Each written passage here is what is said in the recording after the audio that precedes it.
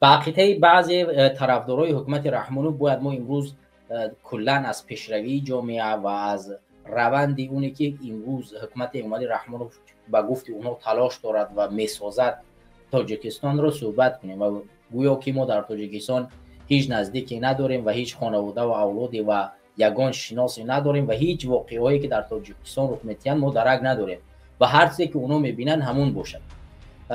ولی من مثلا همینجا وقتی اخبارا رو میگشتم کوچکترین نقاطی را که من از مثلا همچون یک شهروند در نظر میگیرم چی است. ببینید وقتی که یک قانون 6 ماه پیش از جانب امامی رحمانوف ارائه کرده شد که مثلا لایک ماندن از طریق صفحه‌های مجازی گناه و جرم نباشد در تاجیکستان و این قانون رو بیکار کنید و این قانون بعد از 6 ماه فقط به پارلمان رسید و پارلمان این را محکوم کرد، یعنی باطلش کرد و باید با امضای رحمانوف این عملی بگردد. این از بین چند ماه میگذره، پارلمان هم 1 ماه پیش این کار کرد و تا حال رحمانوف در این باره حرفی نمیزنه، خاموشه و امضایش را نمیگذارد.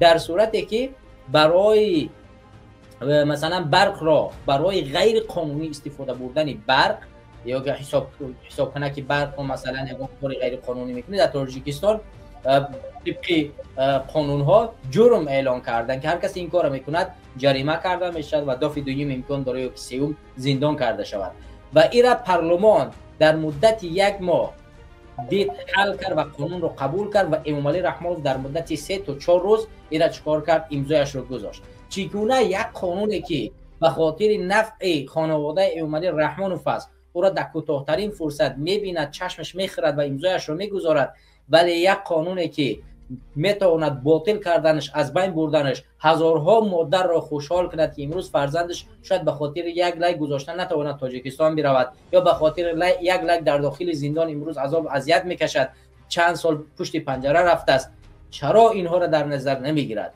پس ما چگونه میتوانیم از دلسوزی همین حکومت صحبت کنیم؟ پیشروی را در چی میشود دید؟ ما باید همین نکات را در نظر بگیریم یا که نگیریم؟ رحمانوف دلسوزیش در کجاست؟ دلسوزی فقط مثلا اینجا ما لایک بگذاریم و با لایک گذاشتن باید مردم زندان نشود. خب پس قانون رو که وقتی میگوید باید در کوتاه‌ترین فرصت این قانون باید عملی بگردد.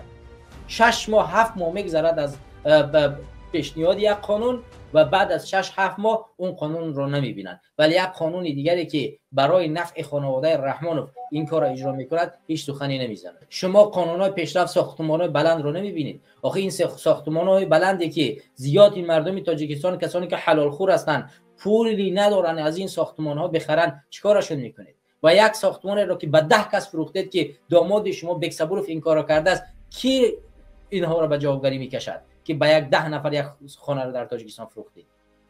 پیشروی مگر همین است؟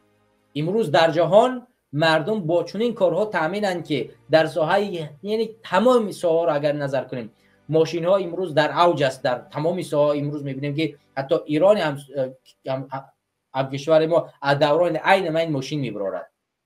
کشور افغانستان یک ماشین ورزشی ساخت با همین جنگ زده‌اش. ما در تاجیکستان فقط تراکتورهای بلاروسیا و ماشین‌های تراکتورهای بلاروس و اتوبوس‌های ترکی و نمی‌فهم فقط تراکتورهای طرف جمع میکنیم میاریم، تمام موتورشون در تاجیکستان میسازیم.